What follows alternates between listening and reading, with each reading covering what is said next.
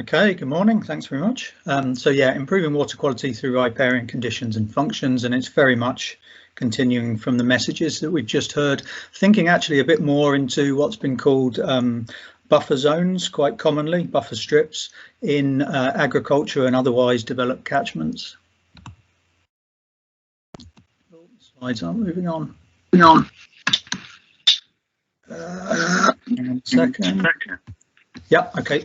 So yeah, I mean there are obviously pollution threats to water quality. What are the threats to water quality? So the long-standing pollution ones and some of the emerging pollution ones, but there's also the physical ones that have been mentioned today. So temperature and flow extremes exacerbating some of the pollution.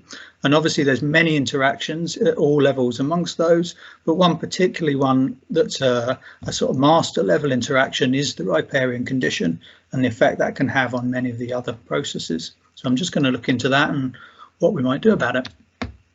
So some of the reasons for rethinking watercourse buffers.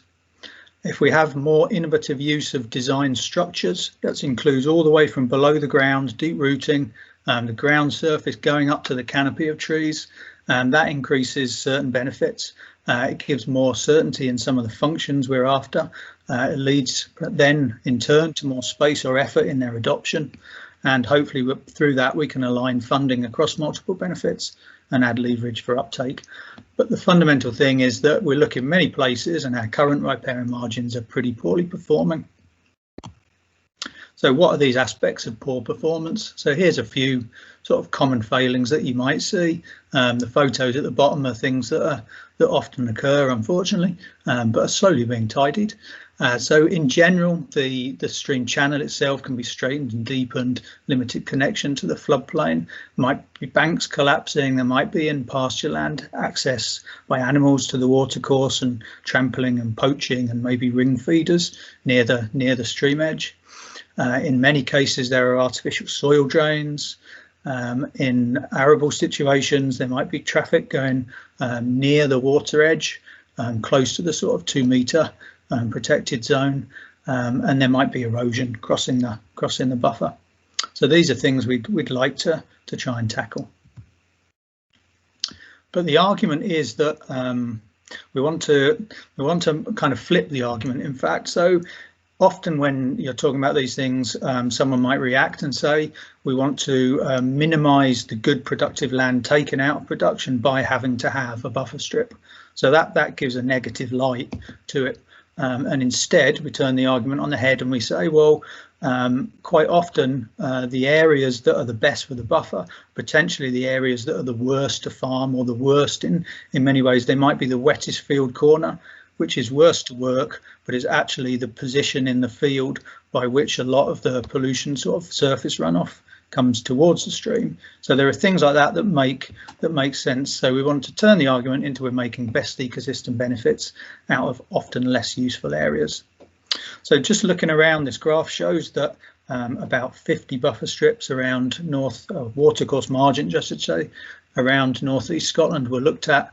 There are quite often the space in many sites doing less than the minimum. So this area here, there are up to quite wide widths that were being just left above this national 2 metre minimum, but quite often it was being left in a style that could be greatly improved. I mean, here's a 6 to 10 metre grass strip left, but there's no trees, there's no structure to it. It's just a grass strip, very thin grass, probably not much use.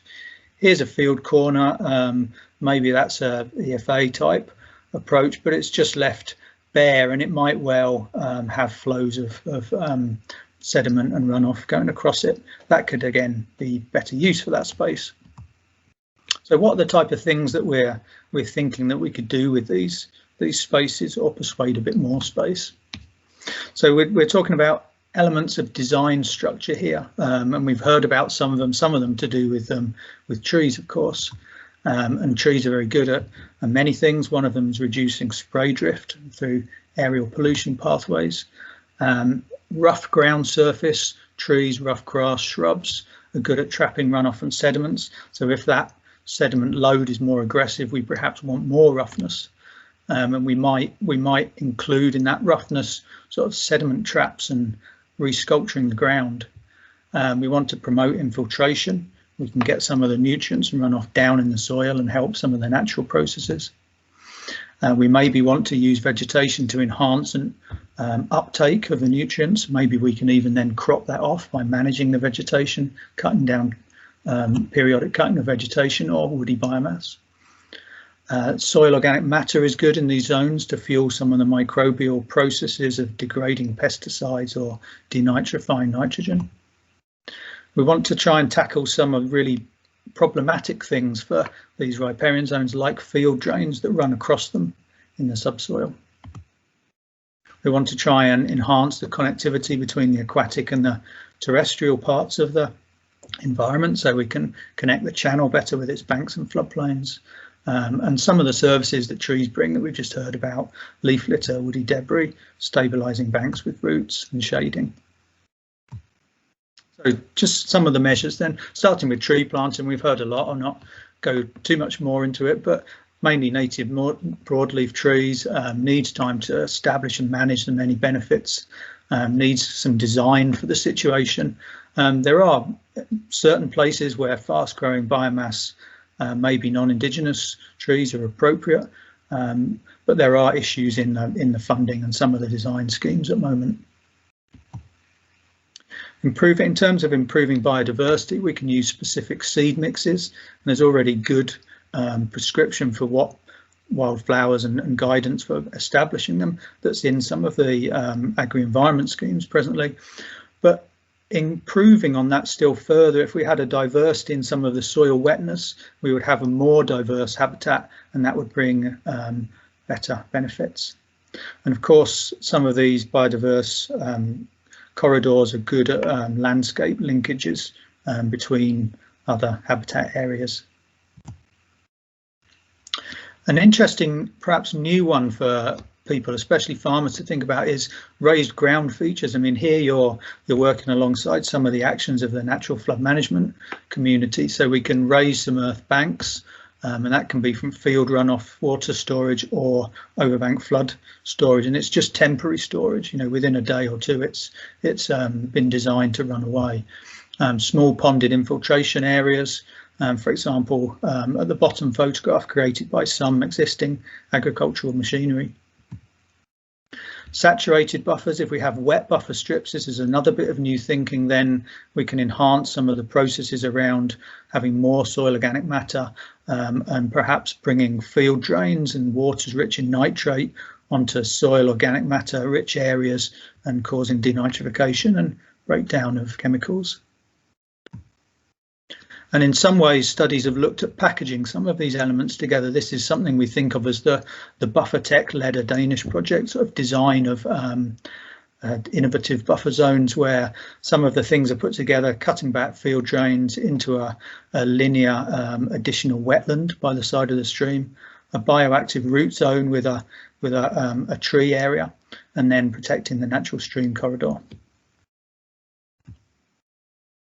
And there's a lot of discussion at the moment, of course, with various things. Rewilding is one, and this river corridor restoration plays to that, but also the greater range of public goods through public funding and the revision of agricultural programs.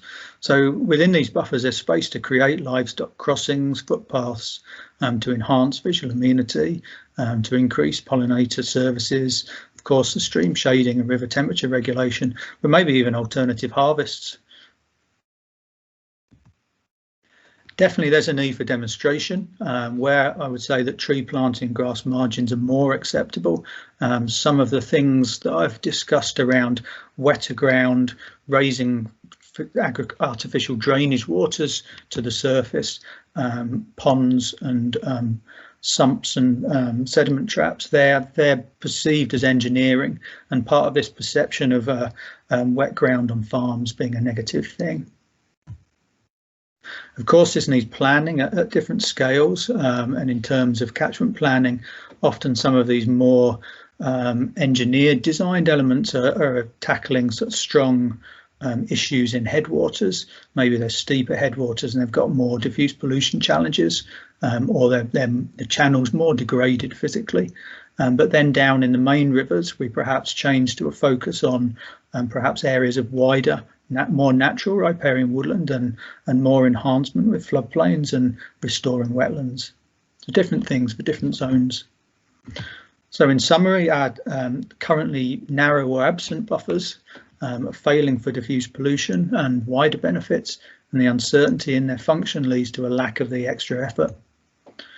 Building onto a space of just perhaps 6 to 10 metres can provide much greater options and benefits. Packages can be tailored to site requirements. Incorporating some of these designed elements imparts a range of beneficial processes.